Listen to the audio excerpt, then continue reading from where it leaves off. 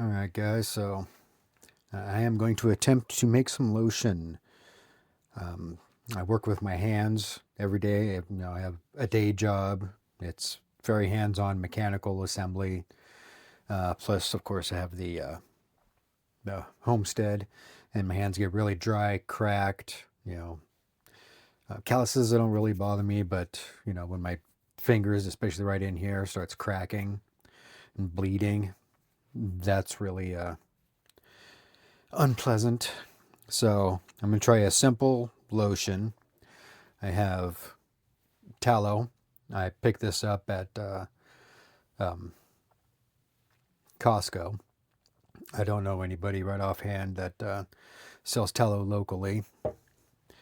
I have rosehip seed oil. It's supposed to be good for your skin. Some jojoba or jojoba, something like that. I'm not sure exactly how to pronounce it, but I have some of that. And I also called for a little bit of arrowroot powder. I use this for deodorant, or in my deodorant recipe, so I happen to have this around. And for containers, I have two of these guys. They, as you can see, there's a like eczema relief. It's all medicated and everything. That's what I typically use. But yeah, I have two of these. I'm going to go ahead and fill them. One stays here, one goes to work. So we'll go ahead and get this going. It calls for 3 ounces of tallow. So what I'm going to do is I'm going to go ahead and get the tallow. I'm going to do like a double boiler kind of setup with a measuring cup and just boiling water. And we'll go ahead and melt it down, and then we'll continue with the video. All right, so we have the melted tallow. Now I did a conversion because it asked for 3 ounces of tallow, and ChatGPT was telling me 3 ounces is 6 tablespoons. And I go to melt it down, and it says 4 ounces here. So there's going to be a little bit left over. But anyways, we'll go ahead and just move on. Let's see here. According to ChatGPT, 1.5 ounces of rosehip seed oil is 3 tablespoons. Sorry, I bumped the camera. I don't even know if it's only 1 fluid ounce of rosehip seed oil. Wow. Okay. Anyways, I guess we'll go ahead and just pour this whole thing in here. I'm glad I didn't want to make more. I'm actually not too happy about that. I think this is pretty expensive stuff. Oh well. It's supposed to be good for you, and a lot about homesteading is just learning. So 1 ounce.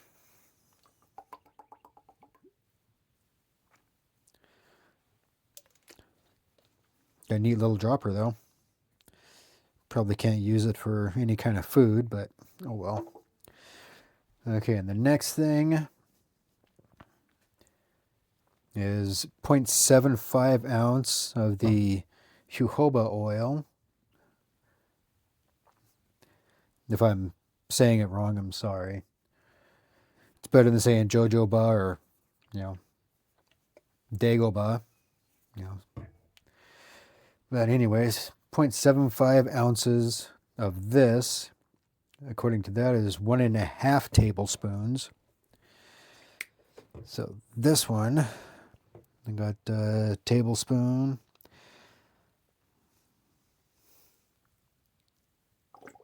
So 1, and I'm just going to do a guesstimate. So probably right there. 1.5.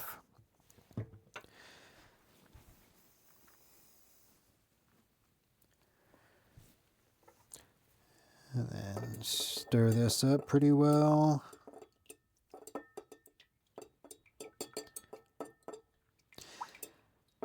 Then it says I need to let it cool. Let's see here. It says I need to let it cool until it's slightly thickened, and then add the arrowroot powder.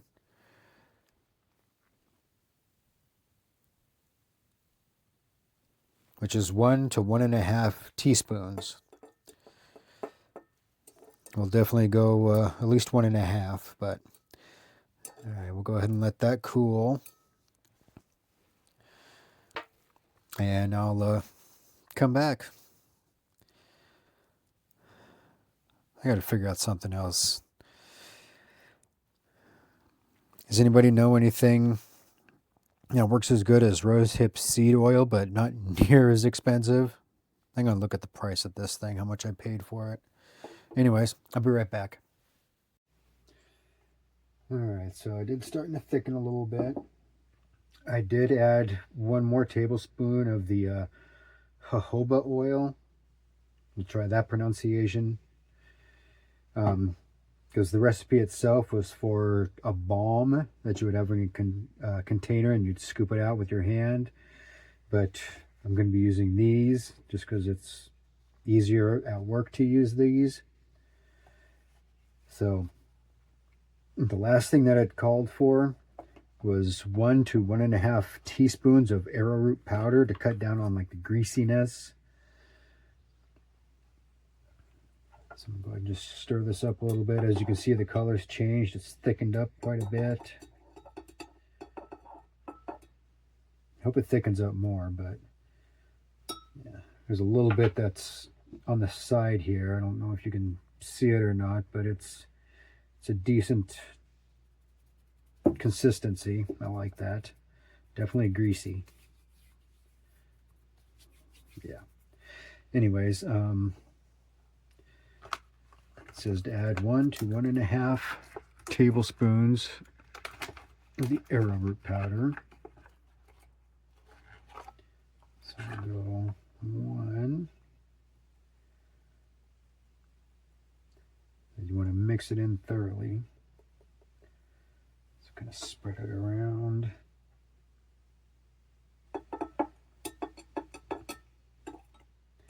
Now the arrowroot powder is supposed to be for cutting down on the greasiness feel.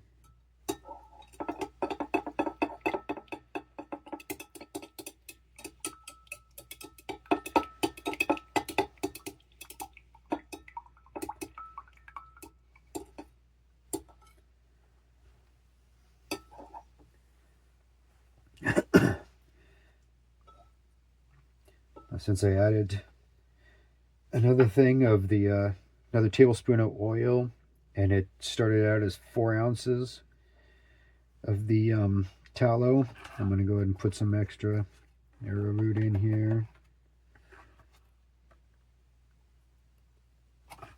Yeah, why not?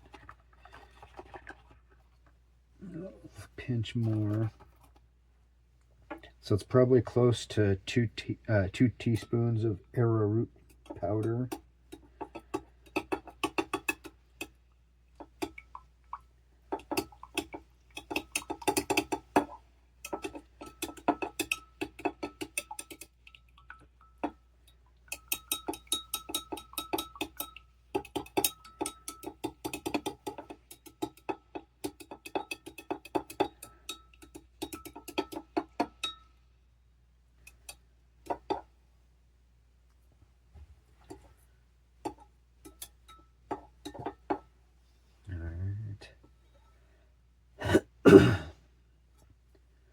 Looks like it's mixed in there pretty good. So now, let's see here. Let's try this guy to hold these lotion containers upright. Perfect. Dual purpose napkin holder. Alright, so I'm going to go ahead and just, I'll close this up just in case. Sometimes I'm clumsy enough, I'll just knock that over no matter what. Anyways.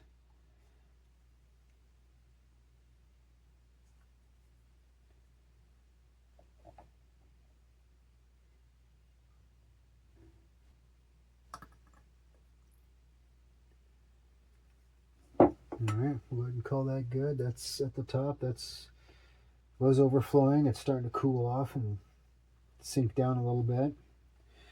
So it turns out that little recipe plus an extra tablespoon of the jojoba oil, jojoba, is just about perfect to fill 2 3-ounce bottles of hand cream. Like I said, at this point in time, I'm going to, I ran out of lotion today, but I'm going to stop using lotion for the next few days. Purposely let my hands get chapped and dried. We'll pick up the video at that point in time, but I want to see exactly how well this works. I mean, I do have, I don't know if you can see that, but starting to have a little bit of skin peeling right there. I don't know, can't really see that, but it's the skin off the side of the nail. And if anybody out there has used something other than rosehip oil, rosehip seed oil, I found out that was $10 that I spent for that, for 1 ounce. That was a bit much. So if you make your own lotion, what do you use? Can I just go without it and still have the same basic effects? But anyways, we'll pick this up here in a few days. Okay, so here it is a few days later. We've got the homemade lotion, hand cream, whatever you want to call it. The package is squishy for sure, so I think I got the consistency right. I have not opened it, I haven't looked at it. I just put it on the shelf and just waited for my hands to dry out. So let's see if we can get kind of a close up of my hands. Okay, yeah, I think you can see just dry skin everywhere. Oh, it's rough. And then here on this finger, it's starting to crack right there. I want to catch it before it actually starts bleeding. This one isn't all that bad, but you can see, maybe. See, what do they do? There we go. See the little pitting and scratches and cuts and just crap all over the place. But anyways, I'm going to go ahead and put this on. And do it right here in front of you. This is, like I said, this is the first time using this. So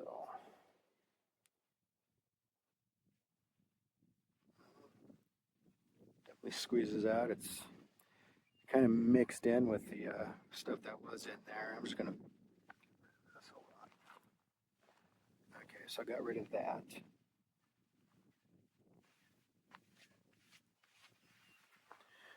Okay, so try this again.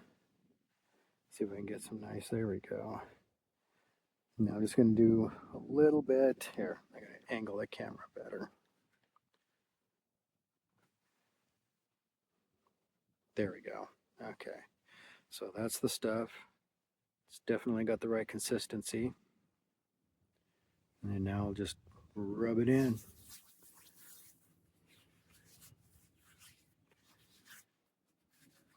It's definitely greasy.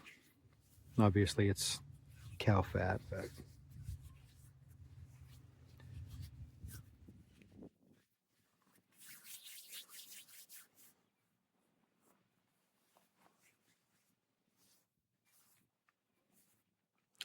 nice and shiny. I don't know if you can see that. Hopefully it'll soak in pretty quickly. I got stuff to do. And I don't want to be doing a whole bunch of stuff when it's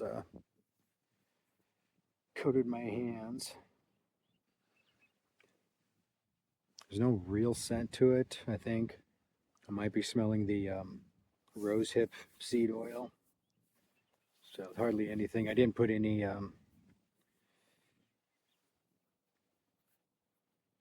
kind of scents or anything like that in it. No, what do they call it? Essential oils. None of that. So pretty much just, yeah, the jojoba oil, the rosehip seed oil, and pig fat or cow fat. So we'll give it a few minutes, see what it does. I'll be right back. All right, just really quick. It's been about 15 minutes. Still a little bit of a shine to my hands, a little greasy. You might be able to see, yeah, you see fingerprints on there. It's just my microphone. It's not horrible, but not necessarily something that I would put on right before I go, handle, I don't know, paperwork or something like that. Maybe it'd be better if you use it during lunch or something like that if you're doing it at work, evenings at home, But we'll do this for a few days and we'll see what the results are. So I'll be right back. All right, guys, officially the first day of using the lotion at work, and getting to the sun here. I don't know if you can see, but my hands are a lot better. Got a little bit of redness maybe right there on my knuckle, but other than that, it's doing pretty good. I used it about 4 or 5 times today. I wash my hands a lot at work, so there's that. I'd say it's doing pretty good. It's definitely greasy, but yeah, I'll give it one more day and then I'll get back to you with final results. All right, conclusion of the homemade lotion. I'm actually very impressed. I was going to do this for just a couple of days and then put up a video, just like finish it off, but I can instantly tell from the first day that I used it, and you saw technically the first day, so the second day, the first full day, that it's actually going to do really well. I'm really impressed with it. The consistency is pretty good. You can see how easy that is to squish. So it's like a liquid lotion.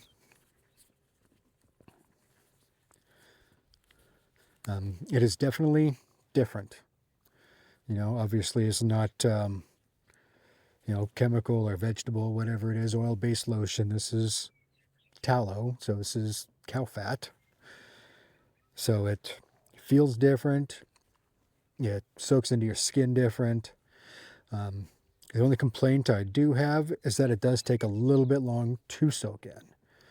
It takes about, I don't know, just standing there and waiting for it, like 15 to 20 minutes for it to soak in enough that I feel comfortable with like moving and like, touching things without leaving a bunch of grease on there. But anyways, other than that, it's doing really good.